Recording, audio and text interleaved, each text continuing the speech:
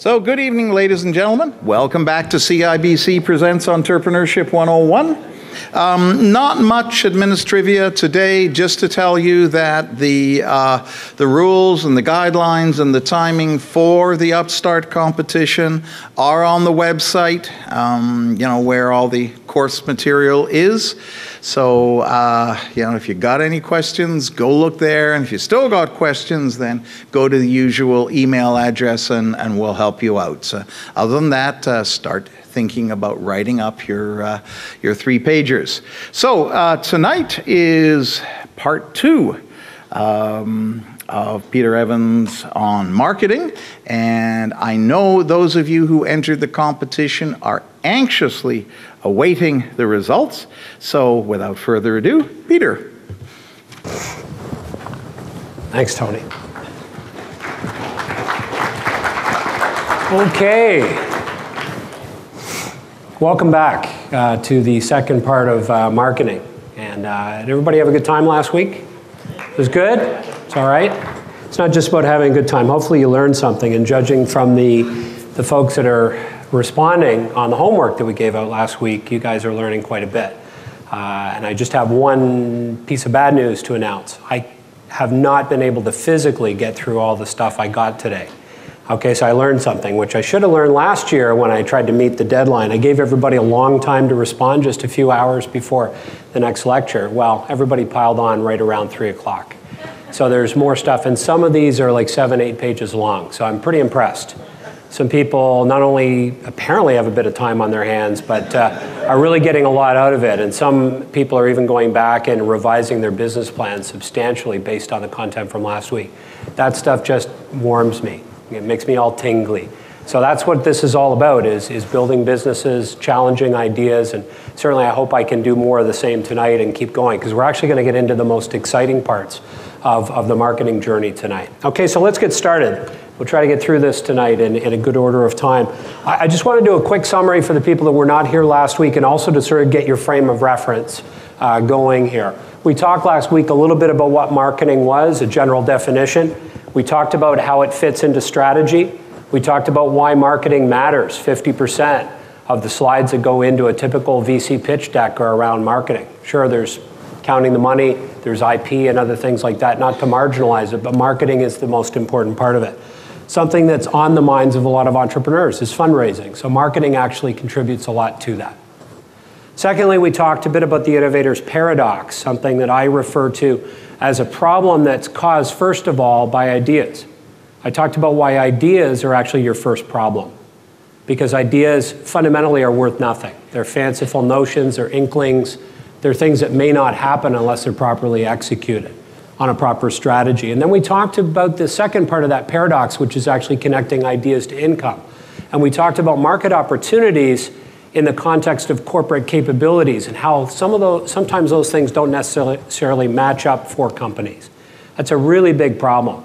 We talked about a series of 4 major stages that Neosat Ventures had laid out that speaks to why it is so hard and why we always think this big market over here is coming at us, but really it's much smaller.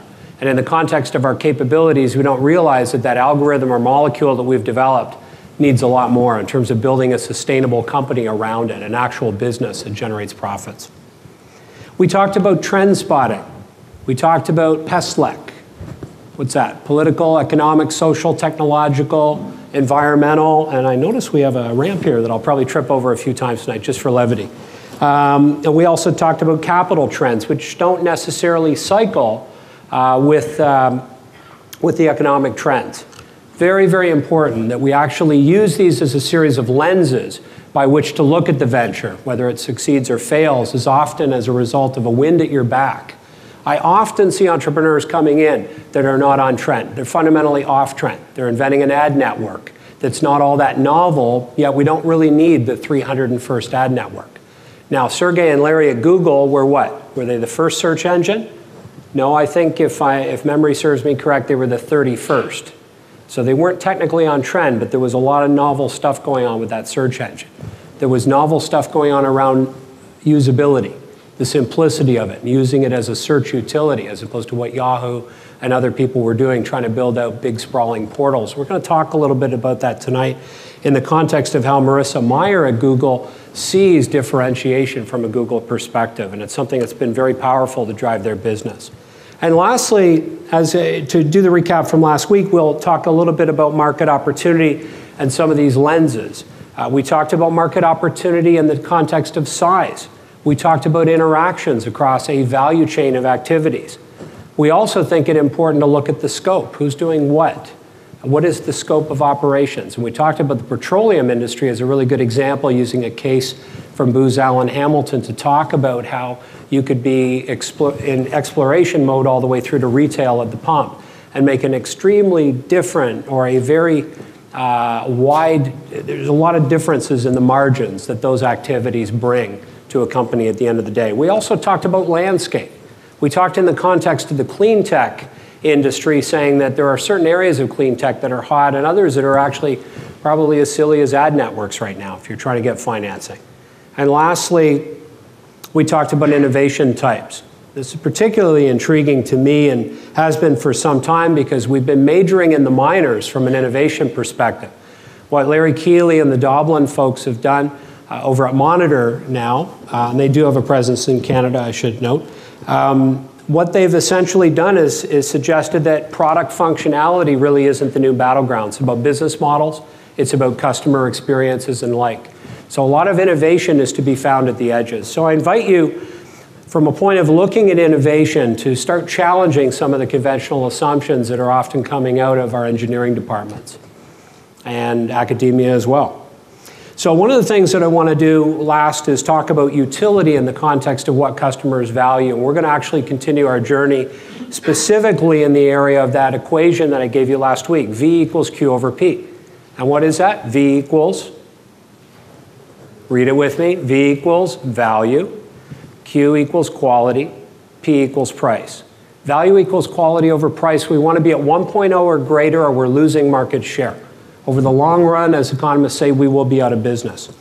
As we are developing a value-driven strategy, we are looking across that customer experience cycle to really understand what kind of utility we're adding to the mix for customers across each stage of that cycle, all the way from awareness of a product to evaluation, to trial, to recommendation, which is a big part, especially in social media these days, to purchase, delivery, use, supplements, maintenance, and we need to dispose of that product at the end. So now let's get back into value and keep going. We talked about the market actualized startup last week, having a little bit of fun. I talked about Maslow as a hierarchy, and I said, what do we do with companies? How could we possibly use a company model and look at the whole notion of a market actualized startup, where we're on trend from a market perspective, a macro perspective. We're relevant with customers, differentiated from a competitive point of view. We're synchronized both with supply and distribution, and also with research, and then engaged with customers, which is a big part of that. And then I'm going to talk a little bit tonight about sustainability and the whole notion of how value actually migrates out of markets and how things can get away on you very, very quickly if you're not rapidly prototyping, improving your product, and looking to develop what I call a platform as opposed to a feature or an application. And I'll talk about a couple of companies that have done that very, very nicely. As the market starts to move in on them, they innovate their way out into another blue ocean. And companies like iRobot have done a really nice job of that. And I may, if we get to it tonight, I'll talk a little bit about that. We talked about how trend is your friend, and the notion of how turkeys and tornadoes relate to one another in the context of the fact that even if you have a turkey, it may fly in a tornado. Things can be so on trend and in demand by consumer and business markets, you may not actually realize how much of a turkey you are. You're drafting everybody on the track and you're enjoying that market exposure and sales. But the minute there's a bit of a downturn, those are the first companies that are gone. You have to have a wind at your back. We talked about cowbell as well in the context of it being metaphorical for value that really doesn't add anything to a customer's day. There are jobs to be done by customers with our products and with our services. Cowbell is essentially a metaphor for unrecoverable cost. It's actually where you're super maximizing quality and you're adding unrecoverable cost to your product because the customer at the till does not want to pay for that with your salespeople or at retail. It's just not working for you. What we're trying to do then, and there's the homework assignment, is develop a value-driven strategy that speaks to quality across the customer life cycle with those utility drivers that we talked about last week. And now what we're trying to do is drive to pricing that's in line. Now, I'm not going to spend a lot of time on pricing tonight because A, it's boring, and B, it's an extremely complex subject because it's one of those things where how high is the sky? It really is a very dynamic exercise. And really all I can do for the purposes of a 1-hour lecture tonight is really talk about trying to give you some lenses by which to look at pricing. First of all, what is your strategic model? Are you going to be premium price as a product leader with the best possible product in the market? You should also look at whether or not you're operationally excellent. The poster child for operational excellence has always been McDonald's as somebody that revolutionized the food industry with an operationally excellent model, the consistency and everything else. Or are you doing a blended model, which is often used in B2B startups and larger enterprise software, for instance, where they're actually looking at developing a customer intimate model, which is actually a blend of the other two, premium price and lowest price. It's one of those things where you're actually doing something much more blended. What's the method of capturing revenues is the other thing that you've got to be aware of with price. Are you doing product sales? Well, if you're selling product, there's perpetual, where you can actually just sell it and you've got no other annuity in terms of revenue. You may do an annual or monthly subscription, which we're seeing a lot now in Web 2.0 markets, or there may be a one-time use fee. That's almost on a per transaction basis. So every time you dip into that data or you use that service like a utility, you pay. There's licensing models. There's also ad supported. There's also brokering transactions where there's a cost per acquisition where you're bringing two parties together, which is often used in media markets as well. A lot of this you probably know. Some of the other factors to be considered, though, when you set your price, what are your total costs? One of the areas where we find entrepreneurs don't factor in enough cost is around professional services, distribution, and really understanding what their cost of goods is going to be to get sold in the market, cost of goods sold. Sales engineering, do they have to get on a plane and actually install something? Are there upfront payments or recurring revenues? If you're doing SaaS and you're looking at a monthly payment, it's a small fee, remember that your cash flows are not going to be as good, and that may affect your ability to conduct certain operations if you're not getting an upfront payment. Is there maintenance? Maintenance in many ways with software can run 15, 18% a year. It can actually be a primary revenue stream for a lot of different products, and we're seeing more and more products look to maintenance, not just software, for a stream of revenues if you're going to actually keep the quality of service up. And do partners need to be paid? And we talked a bit about the distributor part of that. How you make money is really important. You should have some sort of a ratio available to an investor or to partners when you're negotiating with them. You need something in your head that actually qualifies how you make money. This is one of my favorites because it's public, open source information. It's actually from a Google annual report. And what I find really intriguing is that Google can actually publish how it makes money. Now, it is publicly traded, so it has to sort of report on that. But how simple is this? How beautiful and elegant this is. We're always looking for that Google model whenever we can find it, but this is particularly nice. It's all about clicks. It's all about queries and ads and revenue per click. And if you look at it, it's a very, very elegant model. I'd like you to think about non-consumption too in the context of price as well, because if we did an engineering spec that said the functionality of this product, ladies and gentlemen, needs to be to get the kid from A to point B, the functional spec could look three different ways. There's the $10 umbrella stroller, which you buy when you've forgotten your other one or when you're traveling. There's the Bugaboo, which I might have to revise that price because I think they're coming down market. When I wrote that slide and we bought one, it was $1,200. Now, I tell a funny story here. My wife said to me about this particular purchase when I objected about the cost, because I had read on the net, it's like the Porsche of strollers when it came out. She goes, but honey, we won't need two. I said, we're in for two now? What are we talking about? Well, basically, it's a combo, and it's got bassinets that change out, and it's one of the few strollers that really can get you around the TTC real fast if you're getting on and off streetcars and such. So she sold me on some really good functional attributes, but look at the cost. This is actually a product that's very convergent in that it was actually an engineer plus a medical doctor that came together to put the Bugaboo frog together. But then there's free. There's always that non-consumer that could actually ruin your marketing forecast. So always think, I'm being very flip here, but always remember, what are some of the combinations around non-consumption that could really ruin your numbers? People that go, what I'm doing today is good enough. I'm okay with that pencil. I don't need QuickBooks. There's always that segment that you've got to look at of non-consumers that Clay Christensen talks about so eloquently. And this is a pricing slide, which I love, but it has nothing to do with this course. I just want to make sure you're awake. I love this because it's a deal, but do we really want it? Next, we're going to talk about contrarianism, the whole notion of zigging versus zagging. In my view, what it's all about today around innovation is contrarianism, thinking differently out of the box. We've heard all the expressions. Market leaders would sooner zig rather than zag. And it shows zig than zig here, but we'll fix that typo later. At the end of the day, the key is to deliver unexpected value. And we talked about the Kano principle last week, I think, in some of the questions that we had, and its relationship upon perceived customer value and how it delivers a disproportionate amount of value. Let's get into that, because I'm going to take you through a case study. I was going to write a new case study this year, but I had so many people asking me about are you going to do the flying cars thing again? And I thought, you know what, I can't beat that right now. I'm going to go for one more year and run it out, have a little bit of fun with it, and not deny this particular class this fun case study, because it really is engaging. And I've already been out to LA to see the company since last year and know a little bit more about it, have validated a lot of the data that's in here that I wrote out. We'll talk about that in a second. Notable contrarians that we can actually reach back to in history that have helped us strategically do better marketing are interesting people that we pick on here. Pareto, who actually studied land ownership in ancient Florence.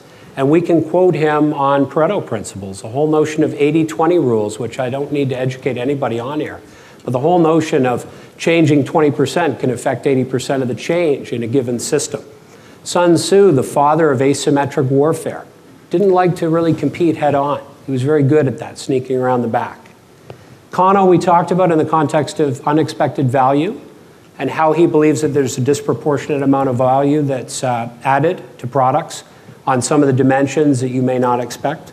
And Bradley Gale, who's one of the fathers of customer value design, who helped companies like AT&T in the 80s compete against the long-distance giants of Sprint and MCI and such, and did a lot of the fundamental economic work to prove with his PIMS database that economics are very interesting in the way that value plays tricks in customers' minds. That he found, as did Pareto and others, that there was a disproportionate amount of imputed value or perceived value for little changes that were made to products, things that the engineers really didn't care about, which might be more a result of customer service or other dimensions on that service map. So let's talk a little bit about trend. Something happened a couple of years ago. The FAA said that we have a bit of a problem because there's a growing ultralight market. Are ultralight airplanes dangerous or safe from a regulatory point of view? Good question. Good question. Somebody said, who's flying them? That's a good point. What I'll do, just to keep this short, because I want to get into the case study, the FAA essentially said we need to get some regulation into place for a lot of the people that want to fly but want more affordable aircraft. And it was partly a reason to regulate the industry, but also a lot of political pressure from the airplane industry, people that build aircraft, light sport aircraft, that they needed a new category that recognized the pent-up demand that might be there in the marketplace, because it had stagnated. The resale market was just something where people would go out and buy 30 and 40-year-old Cessnas. And quite frankly, the Cessna platform was over 50 years old as a platform, and there hadn't been any innovation in the light aircraft industry in any major size. It had been really a market of enthusiasts. What the FAA did was they said, we're going to make changes to the weight, and we're going to also say what airspeed it can be. It can be capped at 140, seating of 2 people, and there's certain other equipment guidelines that we need there. What they did, going back to, remember the PESTLEC trending, we actually created a perfect storm, or FAA created a perfect storm, and should also show that legal is checked off here. For some reason, that check mark is missing. Politically, there was regulatory change at the FAA level, And that caused economic conditions to be ripe. There was always pent-up demand for the sport utility market. These are high net worth people for the most part. Sociologically, what's happening too is we've got a lot of boomers that want to fly and have dreamed of flying. People like me, I'm 2 years off the boomer segment, but I'm one of those people that would like to fly at some point, maybe into retirement. And there's a lot of pent-up sociological demand there, demographic demand. Technological change was also driving this decision because the composite materials were getting lighter, stronger, cheaper, easier to fabricate stuff. And we were seeing a lot of advances in engine design and the whole bit. And as well, from a legal point of view, we wanted to bring the legalities into focus. By having an actual light sport rating by the FAA, it became easier to buy insurance and there was less liability. It was just better than the Wild West that they had before in this particular category. And lastly, if we could launch what looked to be the germination of a more formal category, capital would come. And we've seen this with some of the companies like Icon Aircraft, where they've taken private equity out of the market. They're based in Marina del Rey, just outside of LA, in a very aerospace-oriented economy out there in California.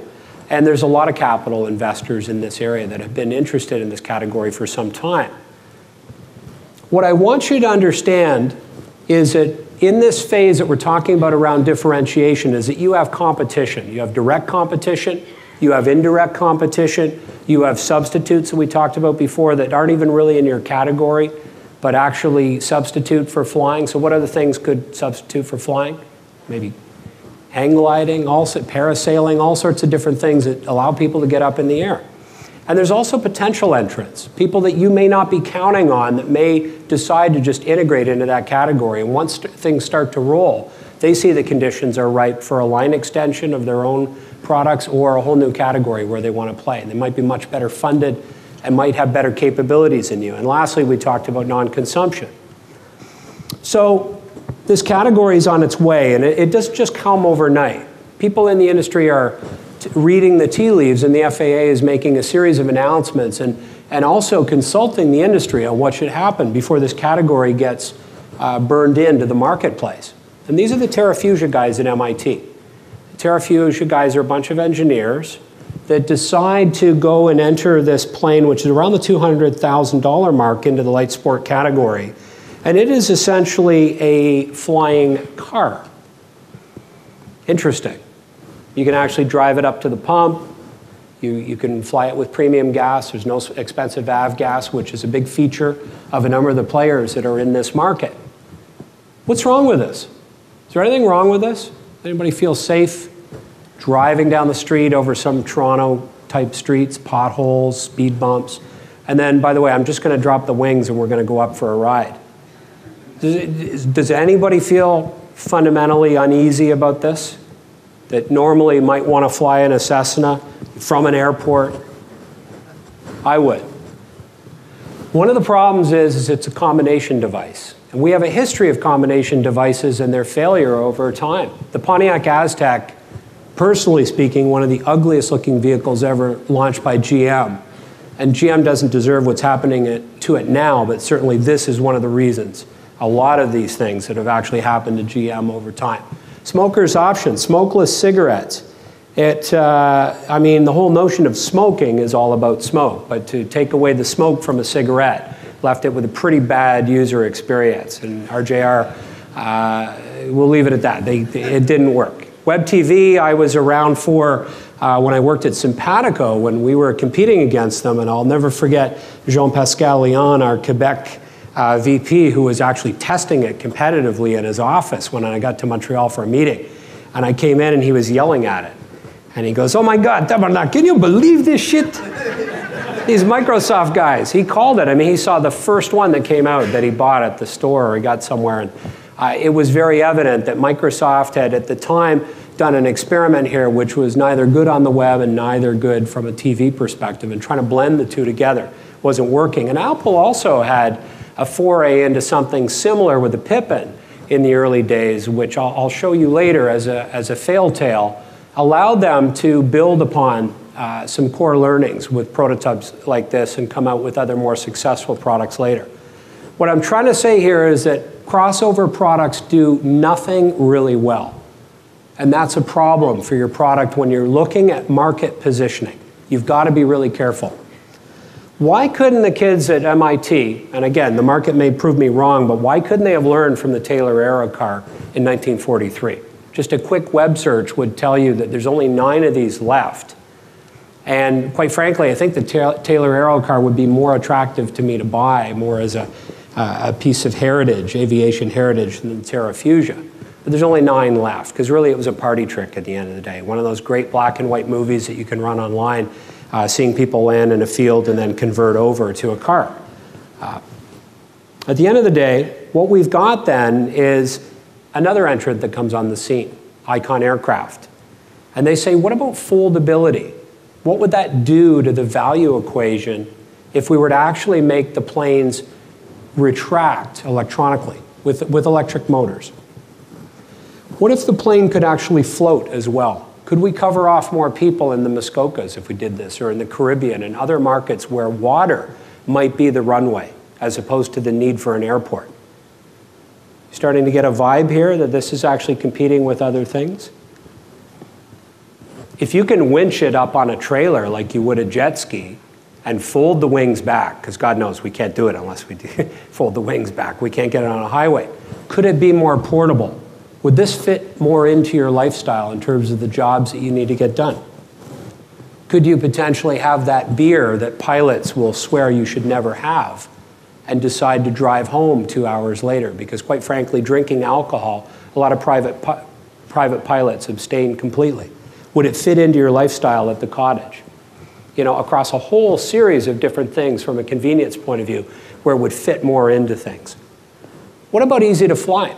Icon was one of the main engineering guys was from IDEO and commissioned IDEO, I believe, as well as Nissan to come in and look at a fundamentally new avionics package for this. It makes it look more like a Pontiac Sunfire than it does the interior of a plane. If you've ever looked at the interior of a Cessna plane, it's quite daunting. What they're trying to do is convey an ease of use and also to look at some of the advances in automation and computing that could make a plane far easier to fly, and that also reduces the associated training costs and also makes it much safer to fly. Also in the area of safety, they've got an integrated parachute system, which is available as a retrofit on a lot of planes. But what they've done is they've built it right into the spec. And it's a very important feature, I think, for this kind of market, people that don't mind paying the extra, that might be more occasional recreational users that need an opportunity to hit the bail button. And lastly, it's affordable. At last count, when it was shipping, they were taking pre-orders off the net and still are. There are over 450 orders at $140,000 US is what they're slated to be at. So very affordable in comparison to other things that you might be thinking about. You know, the cost of a Porsche, for instance, it would fit kind of into that. So I won't buy that sports car, honey. I'll buy this plane instead. What do you think? It's affordable. If it was $250, $350, $450, now it's up into Lamborghini territory. We were never talking Lamborghini. What's interesting about this is it starts to look more like a jet ski than anything else, a flying jet ski. And it's interesting because it is crossing categories, but it's also firing really well on some of the key attributes that people are looking for. Let's get into it, because I'll actually want to take you through and show you how do you need to look at your product design and how you're going to go to market in the context of what people are really looking for in terms of utility. You could have a plane that's portable. You could have a plane that's actually floatable. You could have a plane that's roadable, like the Terrafugia, or you could have an aircraft that's vertical. And I've made in the previous year when we did the case study, we talked a bit about Paul Moeller's Skycar, which is an absolute flop from an innovation perspective. And as I say, should never have left the campus. And in fact, I don't really think it has down at Berkeley. It's still tethered for insurance purposes, but it has 8 engines and it's just a monstrosity, but it's basically vertical takeoff and landing. People have been playing with vertical takeoff and landing for some time. So it's part helicopter and part plane. Problem is, the only people that are getting that are the military. It costs a lot of money to actually invest in those kind of programs, and they still can't get anything that can be safe enough for troops. Like the Osprey has been an absolute disaster. So the only thing that's really left to us right now that's really thought about as a fairly safe vehicle is something like a Robinson 22 helicopter, which would come in at around $250,000. Now we're out of that price range that we talked about compared to the 140. So let's talk about this in the context of how we could actually use some lenses for this innovation. What's relevant and what's differentiated? Well, if it drives on roads, it's highly differentiated. And if it's vertical and there's no runway required, it is highly differentiated. I would say that on the basis that very few of us own helicopters. And if you saw somebody arriving at your cottage in a helicopter, it's a big deal. In fact, it's fantasy for most of us. It's not really all that practical. So highly differentiated, not all that relevant, though, when we think about it in terms of buying and, and purchasing that. At the same time, when we look at portable and floatable, fits on a trailer and floatable amphibious hub, those are unique elements that drive choice in this market. And these are the things that Icon is actually banking on. Now I'm going to show you how this really comes into focus. What I'd like you to think about when you're launching a business is one of the most powerful diagrams you could ever use to convey the value that you add in the marketplace on 3 core dimensions. The 3 dimensions, first of all, are on the x-axis. What do we have here? These are the things that the market cares about. These are the dimensions where we believe there is a battle taking place. At the left, on the high and low, on the y-axis, is the amount of resources, the amount of cost that we're spending on those particular features that are on the x-axis that we talked about, or those attributes. And then what I'm going to paint in here is actually a value curve that's based on what we believe to be each competitor's value signature that they're painting on the strategy canvas. This is a technique that's covered in the book Blue Ocean Strategy. For those of you who have read the book, you may have seen this, but it's a fairly unique case study. It's not in the book, obviously. But I presented this at the Blue Ocean Strategy course last year and had a really good time with this because there was a number of strategy enthusiasts in there that wanted to see some new stuff. That's actually a traditional float plane. Now let's quote or graph the Terrafugia flying car. And what you'll see on certain elements of price, facility requirements, as in do you need an airport to take off or not? What's the training time required? The operating costs, the payload, the range, all the way through to design aesthetics and the ease of purchase. For instance, can you buy it on the internet or do you need to go see a dealer? How hard can I engage? I want it now. Hit the buy button.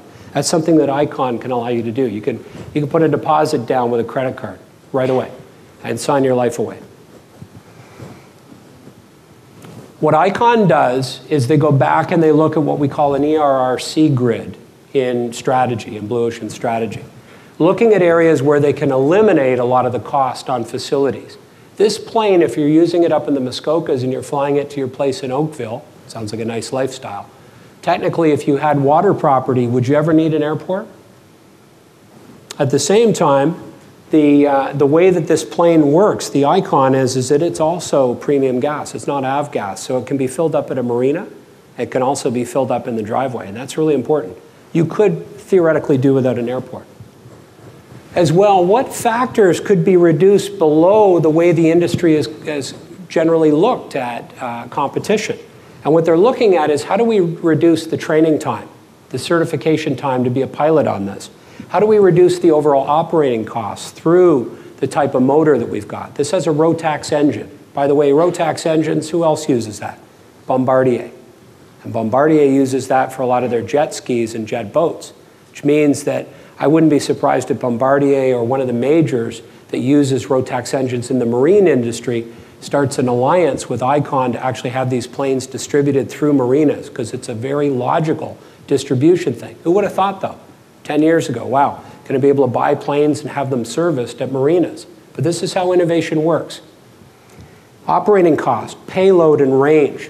In fact, they compromised and gave up on a few of those things because it is a sport aircraft. But at the same time, better performance and maneuverability, safety of operation, accessibility to remote regions, design aesthetic, and ease of purchase were things that they actually raised above the industry standard. And lastly, what if they were to actually create things that nobody had ever heard of in the marketplace? Driveway storage, enhanced ergonomics and instrumentation. I showed you that cockpit and what it looks like. It's totally unreal. It's like something we've never seen before. And lastly, the notion of winch and tow transportability, which makes this thing as simple to transport as a jet ski. And then it goes in the driveway the same way a jet ski does. So again, that impacts my cost and convenience. I don't need to drop this off at an airport. I don't need to have somebody come and pick me up. That's another problem with flight, is you end up becoming a big imposition on your friends. Oh, here's Pete coming in with his plane again. Oh, we got to pick him up. The phone rings. I know the drill. I've got to leave, and I can't drink because I got to go get him at the airport. You start working this through, and you really start to see how private flying, although it's rather glamorous, and you might think you're saving a lot of time on the 400 going up to the Muskokas, it doesn't necessarily fit with a lot of people's day. So what they've done is they've fundamentally blended this product in a way that works through that customer experience cycle. When we look at how Icon comes in, and we look at ways that we can eliminate, reduce, raise, and create factors of value, look at how Icon comes in. What we've got here fundamentally is a dispersion. As we look at a green dot and a red dot on things like training time, you've got something that is unrecoverable cost in many cases, or unexpected value. Remember what I talked about before? What we're looking for here is dispersion on the right elements that matter to the customer. What we're seeing here is how companies like Cessna and TerraFugia are adding unrecoverable cost on those key factors. This is a very, very important model that can really articulate your business in those three areas. Lastly, it's important to look at substitute products. What other things might I be looking at or in the market for other than a plane that floats and does all this stuff? It might be a boat. My kids might be bothering me about wanting to get a ski boat if we have a cottage. You know, that would be a good example of something they should be benchmarking. Something that a lot of entrepreneurs don't look at is other categories of products that may be influencing that share of wallet purchase or those overall purchases in the home. So the boat would be an important benchmark to look at. And then we can put a boat here. We can put pretty much anything on this graph and start to see it.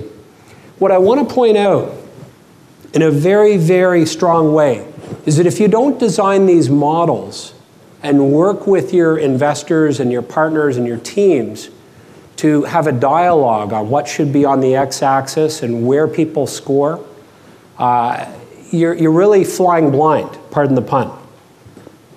The dynamic should be that you figured this out and you're sliding the paper over and people are starting to mark it up in the industry, people that know something about this industry.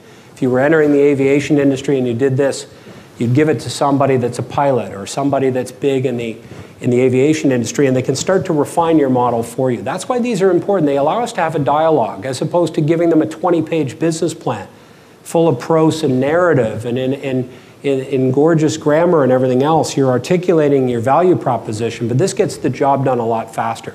We can start to have a really intuitive conversation as to what is wrong with the model and start changing elements around. Some of the other things I put in here that could actually be started: marina dealer sales and service, also fractional ownership plan. Why can't these things be stored in pods or crates and basically put on forklifts and put up and vertically stored like you would boats at a marina? And I go in and I basically put my fractional ownership card down. I get 10 hours of this and I buy it every summer.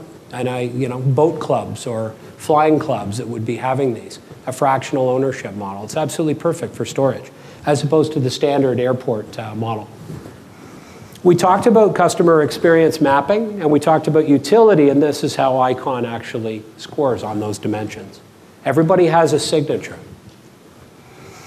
What you want to drive to is a segmentation, and one of the things that I can't show you is the 4 customer segments that Icon's going after. They have a very, very mature way of going after the market, and they have 4 personas. And these are people that are all the way from outdoorsmen to urban sophisticates. And I'm making these up because I won't give you their actual names. But there's 4 key market segments and personas that they're marketing that icon to. As a good example of what a segmentation map should look like as you cluster out your markets, AMD does this right now for their microchips in terms of how they're looking at the value segment for the budget-conscious buyer all the way through to the prosumer gamer that's actually looking for that more extreme processing to play multi-role player games or shoot-up games, and is looking for the whole 3D experience. Very important that you start to segment your customers in a way that it clusters on key dimensions of value, and that's really what the best companies are doing. When you're looking at segmentation, you're looking to make sure that they're identifiable, that they're accessible to channels and such that are going out, that it's substantial. If it's not substantial, it's not really a segment that you should care about, at least at this point when you go out for launch. You're looking at unique needs. At the same time, you're also looking for a certain durability. A segment shouldn't be here and gone tomorrow, within months. Otherwise, it's just being opportunistic. But really, at the end of the day, the whole notion of segmentation is looking at people who share similar needs and cluster in certain ways. This is, quite frankly, a very complex subject to get into in the context of a lecture tonight. But I urge you to look at segmentation, because really all marketing really is, at the end of the day, at its at its core, is about segmenting the market, picking the targets you want to go after, and then positioning yourself to win in those markets. I put in a quick segment scoring model here that just gives you some ways of potentially doing a business plan. If you're going into the upstart competition, for instance, this would be a really nice way to kind of vet amongst your teams or other people that are consulting with you around market size, your ability to capture a portion of the value chain, the market potential in terms of dollars. How long will it take you to get into that market, your time to market in terms of years? What sort of barriers to entry do you expect to have in terms of what you need to achieve to move a product in? That talks to incumbent players and such, and also your amount of differentiation. With respect to that segment, how differentiated is your product or service? The competitive threats, who's going to come after you if you're successful in this market, even before you're successful in the market sometimes? And the overall investment required. So what I've got here is a series of 8 lenses that you could look through to actually make cross comparisons. One of the problems I have with entrepreneurial teams often is that the founders can be having massive debates and they don't have a model by which to actually start to vet their information and get help from third parties, like myself as an advisor. Using a model like this, again, similar to the last one I showed you, allows that advisor to get more engaged in the discussion, and we can start to argue over various elements of the model as opposed to the model itself. Again, the information flows better. At the same time, B2B marketers, if you're not going into a consumer play, you should also be looking at your research from a point of view of functions, features, and benefits. And when you're actually looking at focus groups, if you're going to do that, and sometimes the cheapest focus group is just taking some people out for beers and asking them if they would buy and what they think. I don't want to suggest that entrepreneurs at many that we work with don't really have that sort of behind the mirror experience with a full focus group. But you've got to actually go in and look at the whole notion of the influence that these buyers have within an organization and the amount of authority they have to make decisions. So if you've got a product that's going to be sold to vetoes primarily, that's one thing, but you've also got to test with users of the product. Good example is if you were selling financial software into a bank, just an example. I mean, you've got bank VPs at veto level, you've got middle managers, and then you've got bank tellers that are presumably going to be using that every day. You've got to look at all levels in terms of testing and research to understand how that's going over. It's very important. Just to make this more interesting, I use Simpsons characters here because these characters actually embody the spirit of these different levels here. Okay, let's have a little bit of fun with this. I want to talk a bit about positioning to a major benefit. And I thought we'd have a little bit of fun and take the vacuum cleaner industry, something really mature. I'm always tempted to take software and other things that I'm really comfortable with, but out of my comfort zone, I thought, well, I'll go and I'll look up a couple of old patents. And something you may not have known, the vacuum cleaner was actually invented by James Spangler, and it was the Hoover Company, which you've probably heard of, in 1908. 2 other companies that have come along that have had some innovation in this area are James Dyson, 1986, or James Dyson, who's been knighted for a number of his inventions, which include everything from the ball barrow, the wheelbarrow with the ball instead of the wheel, which tilts, which actually has become something that's been incorporated into some of his newer vacuum designs. And then you've got Dr. Helen Greiner, who's arguably one of the top people in the world in the robotics area, who comes from the NASA Jet Propulsion Laboratory in her early days. And in 2002 invented the Roomba, which some of you may have seen running around rooms. Basically has a sensing technology that allows it to understand where the edges of a room are, and it just goes out and does its work and then docks at an electrical charging station, all automatic. If we look at innovation in this category over the past, what is 100 years now, it's interesting to see what's actually going on. I want you to think about it in the context of the primary benefit that you're bringing to the market. You can't be all things to all people. You have to punch through and you have to focus. If we're looking at what iRobot brings, this little disc goes around, battery operated, and cleans up the floor. And it's all about automation. Dyson's all about performance. As you see on the commercials, doesn't lose suction. That's their tagline. And Black & Decker is all about portability. The Dustbuster as a product has sold 100 million units since it was actually invented. One of the most successful consumer products of all time, certainly the most successful for Black & Decker. There are trade-offs though. Focus requires discipline, which implies sacrifice. What are the trade-offs? iRobot means that you may miss some of those tight corners by virtue of its design, but you get automation. Dyson doesn't really clean the house automatically. You got to do that yourself. But it really does a nice job of getting at carpets. And lastly, the trade-off with Black & Decker, the Dustbuster, anybody that's used one, I have, it's performance. It's not really all that great. It sucks at suction. The simplicity of function and design then is very, very important. Not only is it important to have focus, but also to keep things simple as possible. Otherwise, you are complicating things for your life as a marketer later on. And I assume most of us in this room are not only the CEO, but also the CFO as well as the marketer. I'm talking to you on that level. Don't complicate things for yourself. Marissa Mayer, the high priestess of usability at Google, says, Google has the functionality of a really complicated Swiss Army knife, but the home page is our way of approaching it closed. It's simple, it's elegant. You can slip it into your pocket, but it's got the great doodad when you need it. A lot of our competitors are like a Swiss Army knife open, and that can be intimidating and occasionally harmful.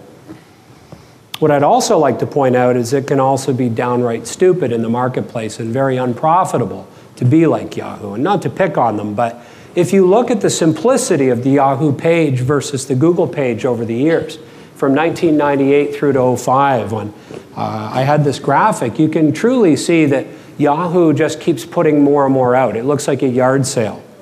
From a usability point of view, Google or Yahoo's really lost its way. It's just tried to become all things to all people as, and I'm guilty of this. I mean, when I worked in the portal business at Simpatico, we were all about adding as much revenue as we could to the bottom line. But at the same time, you got to be careful not to get away from some of the primary benefits that you have. And Yahoo was one of the primary search engines we have, way before Google. Google stayed focused. And as such, they've garnered, up to last year, the ComScore numbers, 66 market share versus 17.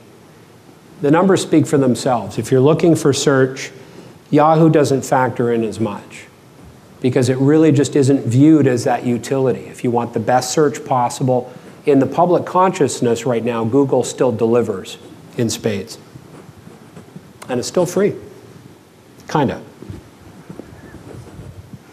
Let's talk about synchronization really fast. Next order of business in the Maslow hierarchy here. What research, supply, and distribution partnerships give you an unfair advantage in the market? As entrepreneurs, you need to be thinking about an unfair advantage. You need to be looking at every single thing, no stone unturned, in terms of partnership opportunities, both at the research side, on the supply side, and on the distribution side. Who can actually help carry you into those markets? Now watch it. You just can't go to a large company and say, carry my product sometimes. Because it's well known that the larger players like to ride the wave. They don't like to start trends. They often like to ride things once things are safe and everybody's doing it. Sometimes they can be very conservative about how you approach them. Synchronizers, at the end of the day, though, are looking at something called the whole product solution, which Jeff Moore coined. Was the author of Inside the Tornado. And he also talks a lot about chasms, which I'll talk about for a second later. What you build, what you buy, how you partner, and how you connect into this new wild world of application programming interfaces, APIs, is all about synchronization for value. You've got to be very, very careful that your product isn't just a product. It may be naked in the marketplace without associated consulting. Some people may actually need direction on how to implement your product. Professional services, servicing the product, looking at that post-sale service and support, looking at legacy interfaces, looking at connectivity, other peripherals that might need to go with your product to make it more whole and complete in terms of the jobs that those people need to get done. If I buy an iPod Touch or I buy an iPhone from the Apple Store, is it good to go just natively out of the box? It is, but what else could I buy for it, presumably? Anybody? What else would I buy? Has anybody ever bought an iPhone at the iPhone store, the Apple Store? You buy a case, good, you're on the right track. We're getting to another $200 here by the time the night's out. By the time I've got my protective screen and maybe a charging pack, like a Movi juice pack, or another protective case, maybe a jogging wristband like my wife has, you could easily ring up another couple $100 in accessories. So one of the things we've got to be looking at is the whole notion of supplements. We talked about that in the customer experience cycle earlier. And the notion of looking at complementary products. That's one of the areas that's becoming really, really big, especially in software where you can potentially just dip in for additional data with a partner, or where you can be distributed through an affiliate network if it's something that can be carried by affiliates and distributed by affiliates that are interested in making money on a cost per click or a cost per acquisition basis. And if you're in that business, let me know if you need some help, because that can get quite complex. The thing there is, it's all about synchronization these days. And last, I'm going to get into this before we sign off. I want to talk about conversuasion. I want to talk about clear benefits. I want to talk about dramatic difference, reasons to believe, and the whole notion of unexpected value. What I want to hold up tonight is a fairly good example of a conversuasion player, which is the ShamWow guy, Vince Shlomo. So I thought we'd have a little bit of fun here as we sort of sign off tonight. I've got a couple more slides after this, but if you'll bear with me, why don't we roll the tape here.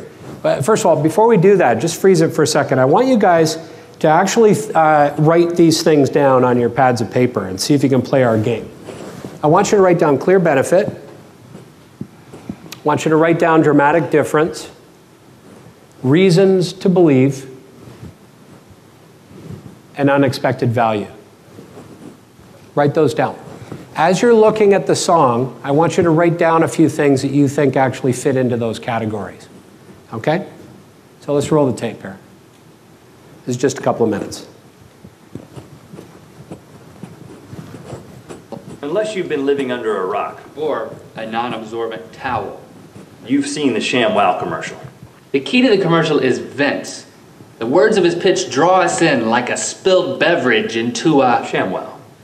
Here are some highlights. Doesn't drip, doesn't make a mess. Bring it out, wine, coffee, cola, that is gonna smell. Made in Germany. You know the Germans always make good stuff. It just does the work. 50% of the cola, right there. You follow me, camera guy? ShamWow, you'll be saying wow every time. These words are inspirational, almost poetic. So we've taken Vince's pitch, word for word, without adding or subtracting anything, and made it into a song. The ShamWow song. Hi, it's Vince with ShamWow. You'll be saying wow every time you use this towel. It's like a chamois, it's like a towel, it's like a sponge. A regular towel doesn't work wet. This works wet or dry. Hi, it's Vince with ShamWow. You'll be saying wow every time you use this towel. It's like a chamois, it's like a towel, it's like a sponge. A regular towel doesn't work wet. This works wet, this works or, dry. Wet or dry. This is for the house, the car, the boat, the RV. ShamWow holds 20 times its weight in liquid. Look at at this, it just does the work. Why do you want to work twice as hard? Does it drip? Does it make a mess? Bring it out, you wash it in the washing machine. Made in Germany. You know the Germans always make good stuff. You know the Germans always make good stuff. You can cut it in half. Use one as a bath mat. Drain your dishes with the other one. Drain your dishes with the other one. Use one as a towel. Use one as a towel. Oh, Olympic divers, they use it as a towel. Look at that.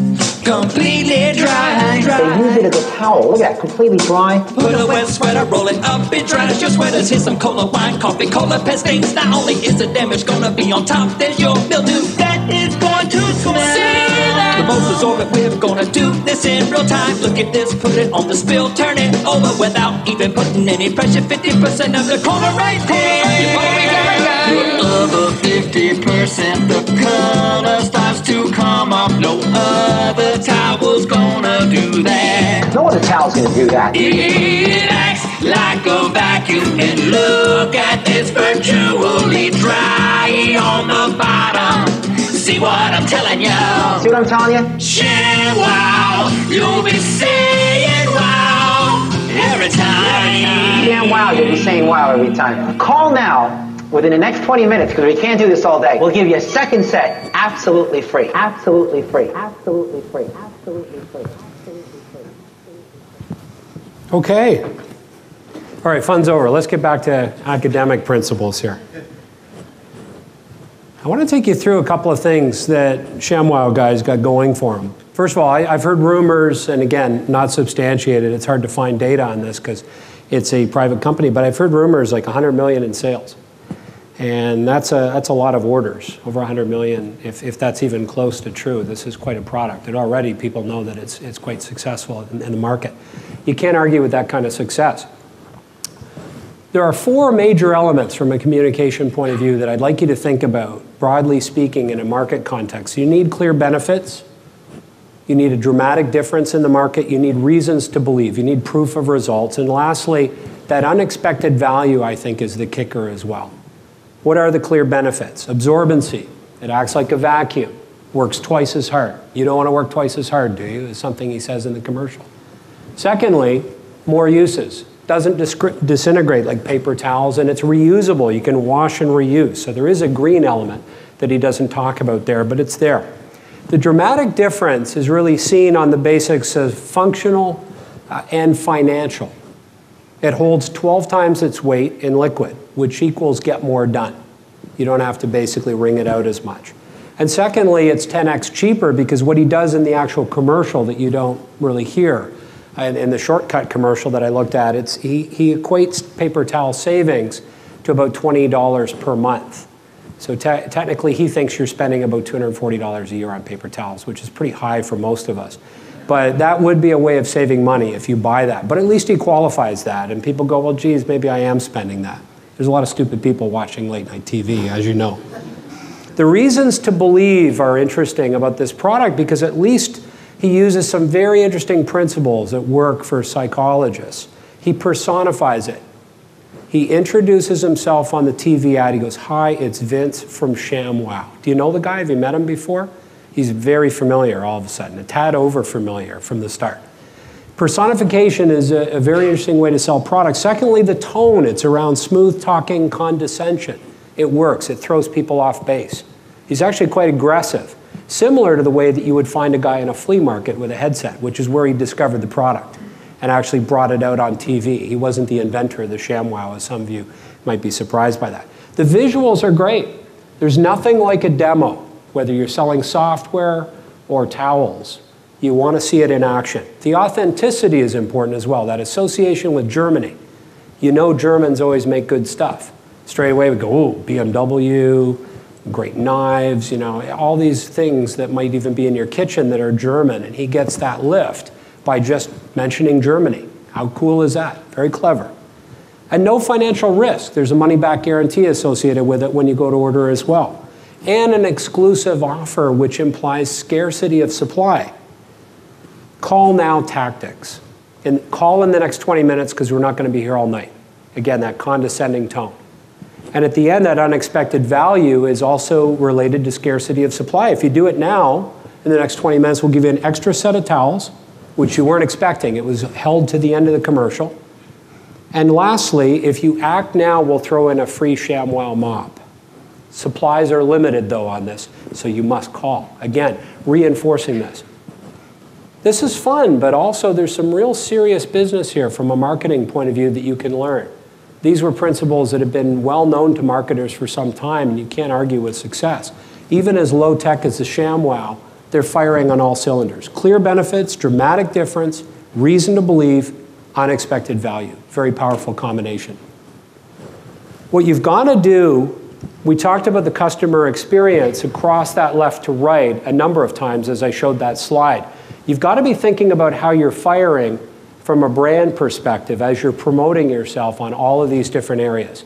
From writing a white paper that establishes your technical prowess in the market or a specific type of business model that you've got that's disruptive, all the way through to how you do PR, which would be an early stage marketing activity for many companies because it's low cost, high impact compared to many other forms of promotion, all the way through to how you do your corporate identity, and various other promotional materials that you put together.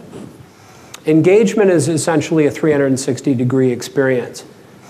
What's happened, though, is that this has exploded with social media. And as a precursor to Lisa Torman, who's going to come up next week to do a number of things with regards to social media and how that's factoring into the market mix, this diagram actually shows you how things are exploding, because a lot of these companies weren't on the radar 5 years ago with the explosion of social media. And this is something that was actually created by Brian Solis, just to sort of track what's going on out there. And across wikis, across bookmarking sites, blog platforms, location-based services like TripIt, we've got a whole explosion of Web 2.0 and social media that's coming out. Look at all the channels that we need to cover.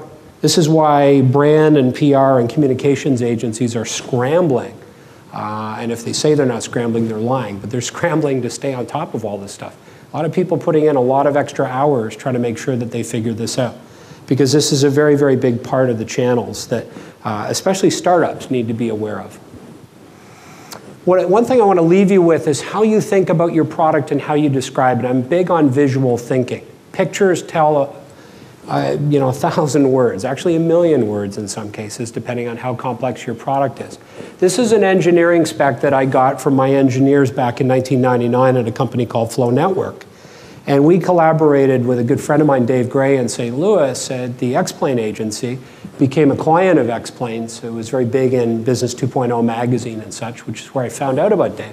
And he Disneyfied our product. He took that diagram and said, okay, well, we can make this a lot better. And we actually talked about what our product was. This is our core platform infrastructure, much more customer friendly. A lot of entrepreneurs forget to actually draw diagrams of what their product is. They also forget to draw diagrams of what their product does. And this was our product Disneyfied again.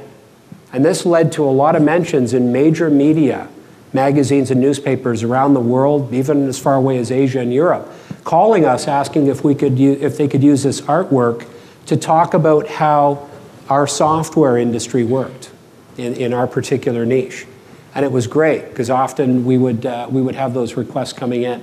So I can't say enough about drawing out your description in terms of what your product is and how it interoperates, and doing it in a very visual way so that you can get down to business faster with people. The faster you can communicate with people and get them to understand, the faster you're going to get business done.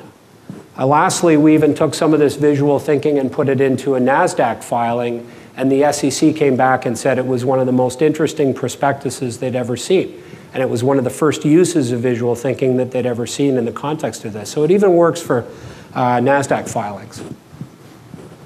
So lastly, on the sustainability, we said Google was the 31st search engine. What came before it were 30 others, like Alta Vista.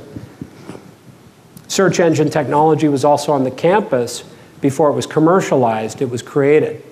But it's not enough just to create technology on the campus. You've got to roll it out and capture value. You also need to sustain it. Google ended up sustaining that value and taking that 67% market share. As we talk about sustainability in the context of making profits and staying around for the long run, we've also looked at areas like MP3 and the recorded music area. The MP3 standard was set by industry consortiums. Everybody had MP3 players out. Napster came out and said, let's go with peer-to-peer file sharing, not a sustainable model. Only something that iTunes could bring out later with Apple because they got the lawyers involved. And the story is legendary in terms of bringing all those stakeholders together, for better or for worse, depending on what end of that publishing cycle you sit on. In CRM software, how many people have heard of Salesforce.com? How many people have heard of Upshot? There's a better product, but by some people's estimations, not as good at marketing themselves. They were bought by Siebel for a song. Salesforce went on to sustain the value capture in the market and ended up doing a major IPO and is one of the bigger, more profitable and badder software companies out there right now. They are the poster kid of software as a service. You got to have fail tales though. Some products make it, some products don't. And I want to point out that one of the things you've got to do as an entrepreneur is understand how rapid prototyping, failing fast, failing cheaply, failing often, as Guy Kawasaki talks about, is a very important part of doing business.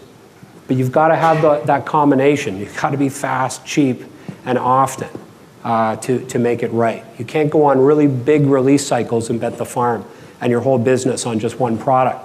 Sometimes the Newton leads to the iPhone. Sometimes the Lisa gets you an iMac. And sometimes the Pippin gets you Apple TV or Mac TV. This is what Apple is known. And actually, a lot of these failures have sort of gone away into history. They've kind of faded a bit because subsequent generations know Apple for a lot of these successes. But they've had their share of failures. I think that's really important. It's what you learn. So how markets adopt technology, I want to put this in here more as a reference slide for B2B markets. You must understand that there's value capture through the cycle and that at some points you're going to actually be very offside with different types of buyers as you move to a middle majority. What actually a visionary liked about your product at the beginning of the cycle is something that somebody in the middle majority, a more pragmatic buyer, may not appreciate. So one of the things you've got to understand is how your position changes with the way that markets cycle and the way that they adopt technology. And one of the things that I'll leave you with is something that I found really interesting as I went through Las Vegas last week. I had to walk through a shopping mall, and I actually saw teeth whitening going on, like right in the hallway there. And I thought to myself, this is one of the most interesting markets from a marketing point of view that I've seen play out.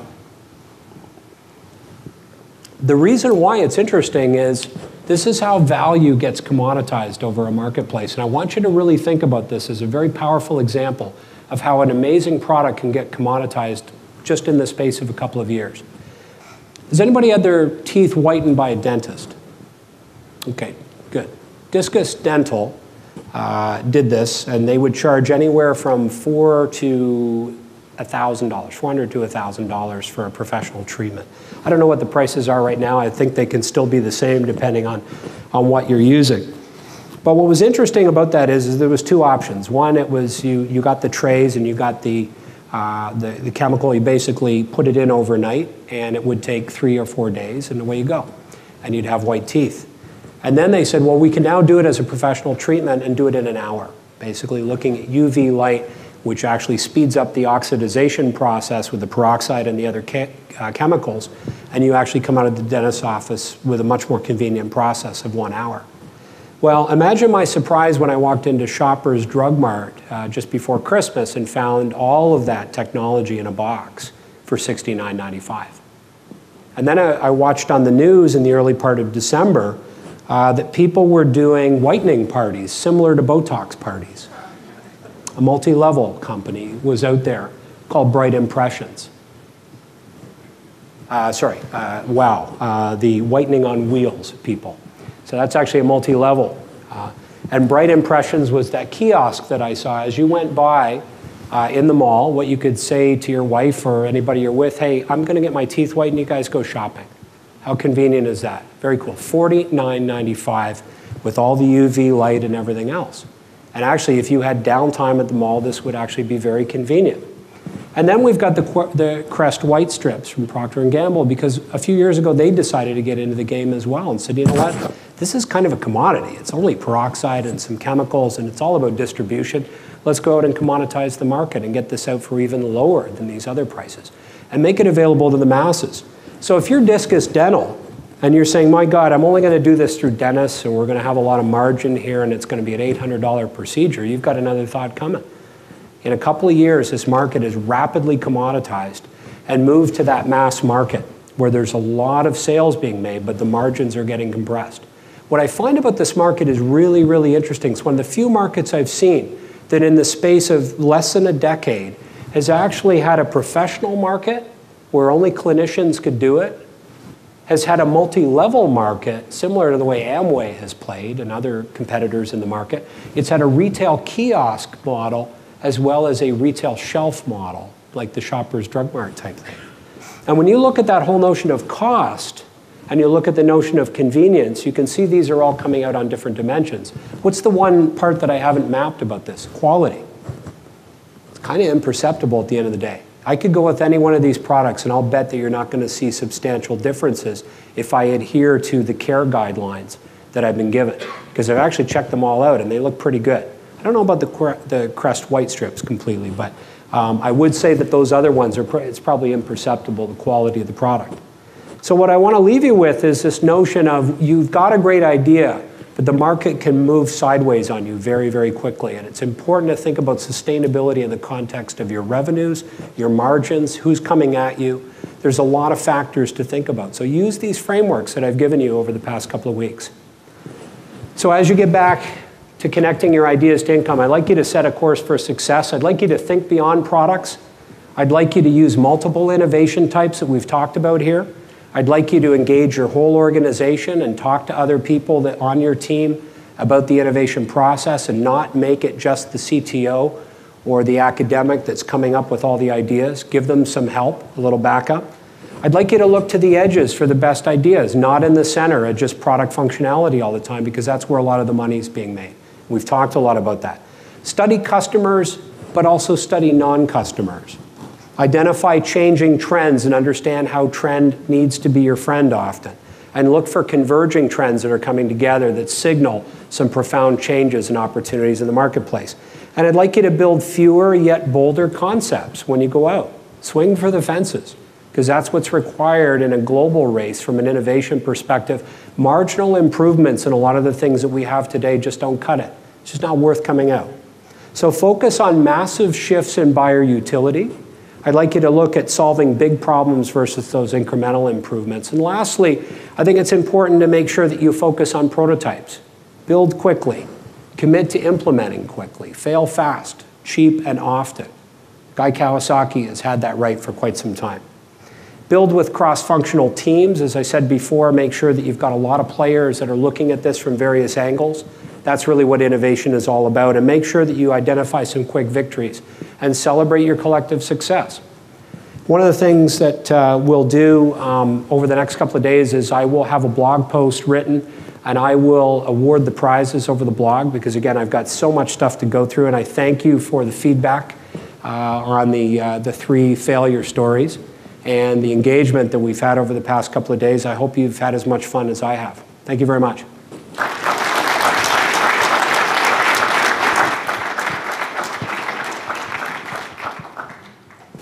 Actually, just one quick question about the plane.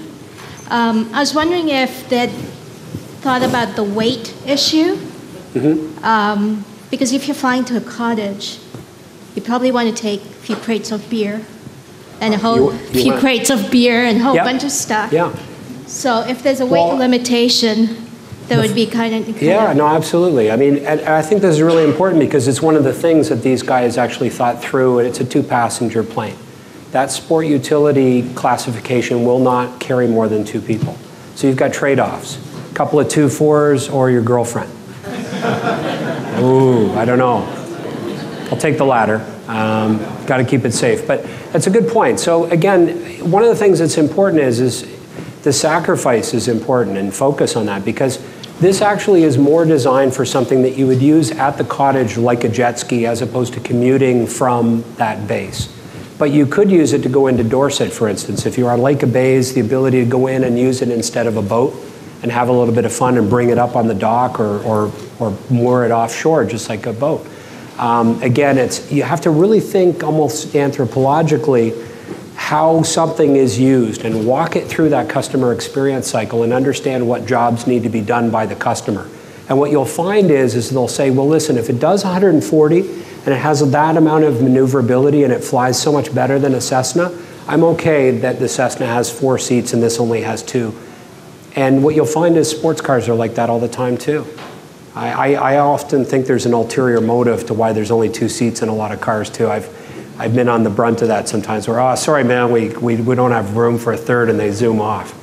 I'm being funny there, but there is a sacrifice that sports car owners have had for a long time that buy a 2-seater sports car. It's for narcissists.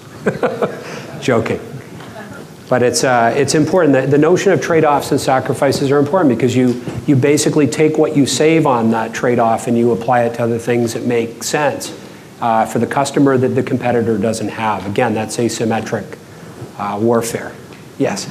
I just had a quick question about Google. Just yesterday in class, me and my professor were actually having a debate about how Google makes revenue. Yeah. And my professor started talking about market intelligence. Yeah. That they also make revenue from the information that they collect. They do. They get to see how the world is thinking, basically, what they're thinking.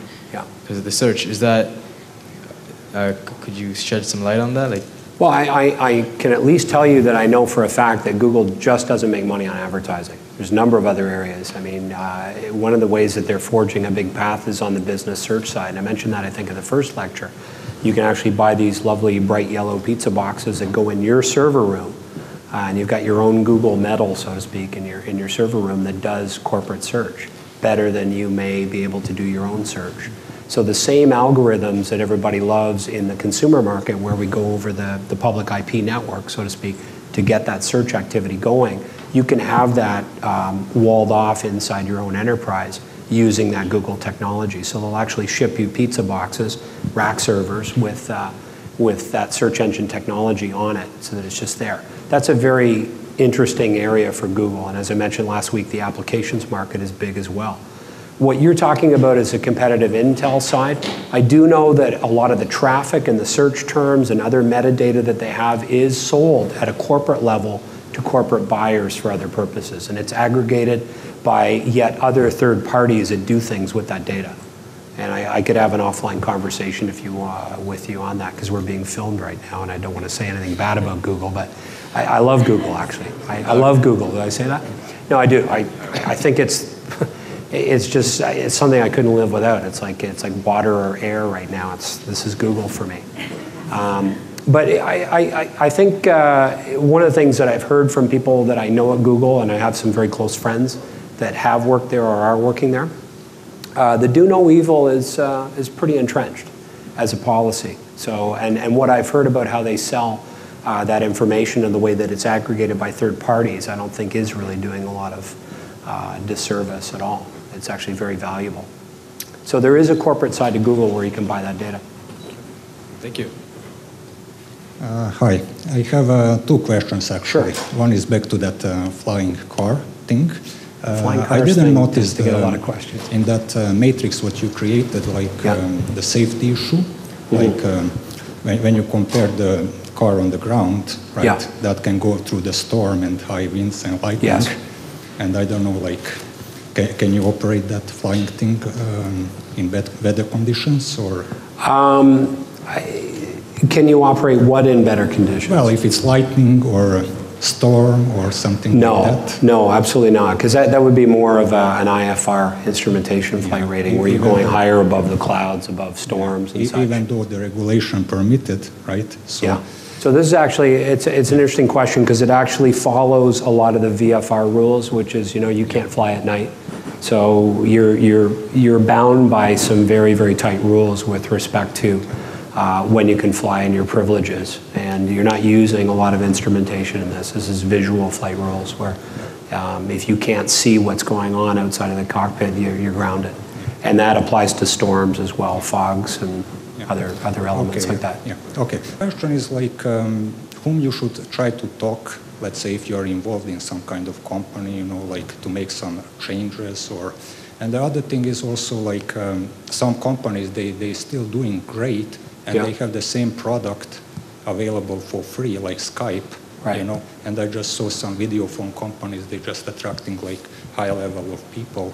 And so if I understand your question right, it's, you know, who do you talk to if you've got some innovative idea within a corporation? Yeah. Well, it's not just like improvement in the service, how they do, like, because it's your benefit, like to, because you are it's a pretty loaded question. So what we'll do is we'll take it offline and I'll chat with you about it, because I actually think I might need to get a bit more clarification than in the scope of the Q&A here. But stick around and we'll just chat right afterwards. Thanks.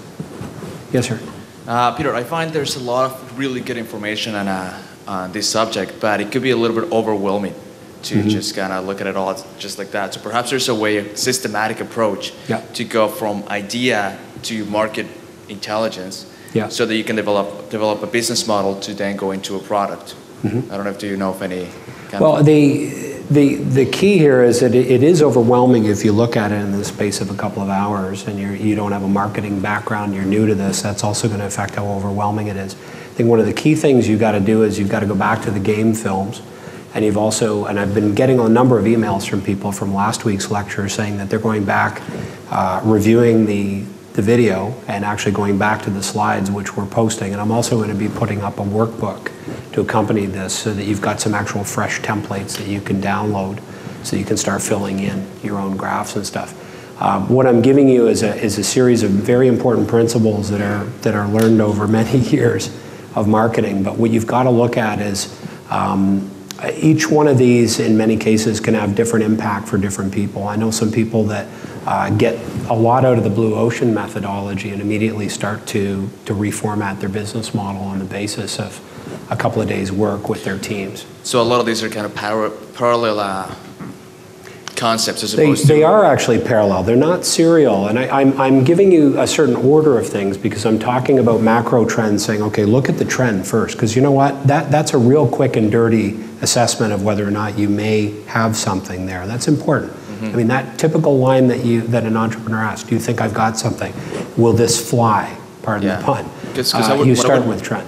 What I would find really useful is some kind of tree diagram that you could, you got an idea, so let's go here, and then depending, start branching off. That's actually in the strategy one that I showed in the first lecture. If you go into that strategy one where we talk, I don't have it up here, but in the first lecture package, I've actually done strategy on one slide that essentially walks you through all of those decisions. I'll have to go back. So I would actually go back to that because the one that is the 4-layer strategy model that I've got in lecture 1 would be very helpful for that.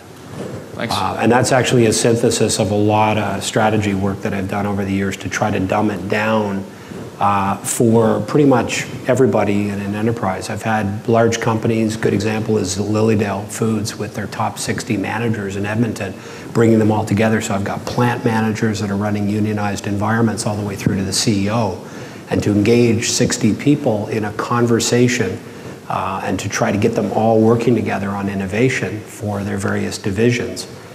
You need those kind of frameworks, but people have to just dive into them and start to think about them a little bit more. So have you gone back to the slides from last week? No. Very important. So they're posted on the Mars portal. Go in about 4 slides, I think it is, and I basically showed how the marketing modules over the past 2 weeks relate to the fundamental concepts of strategy. Okay, what could we be doing as a company? What are our opportunities? You know, where are we gonna? What are the decisions we're going to make? And I talked about that middle zone being the innovation zone before execution. Somewhere between strategy and execution is where we get it wrong often. It's in the middle. That's where the money's made. We've got a lot of people that pride themselves on execution for really stupid strategies, and they're majoring in the minors. So I'm actually a little bit more balanced along the lines of strategy and execution. That model is very helpful in terms of helping you. So there's about 16 different miniature little processes that you've got to go through that are on that slide. And I'd invite your comments if there's anything that needs some explanation on that, just fire me off an email. We are accessible at Mars. Thank you. Peter, thanks for a great presentation. My question pertains to marketing and supply chain. If you have a company that you're about to do a marketing push with, how do you test that your supply chain can handle the expected extra customers? Wow. I mean, that's like one of those how high is the sky. Give me a, for instance, give me a little bit more detail in terms of what you're thinking about here. So if you have one supplier and you've been doing sort of individualized customers just to test the initial supply chain, how do you know that you'd be ready to do a large marketing push sort of onto the next level? Have you got a couple of hours? But is there a process that you should be thinking when you're thinking about your marketing, you know, maybe a checklist on a couple things in terms of testing your supply chain? Absolutely. Very advanced stuff. And I'd like to just get a little bit more context as to what sector you're talking about, because this is very different if we're talking financial services and if there's a regulatory overlay to what you're doing. You know, aerospace, financial is pharma, very different from something that doesn't have as much, you know, rules. So that's if you're writing policies and other things like that, has a big bearing on that. Wow, a lot of people staying. This is good. You guys not have homes to go to right now? Come on. People, families? No, I'm just joking.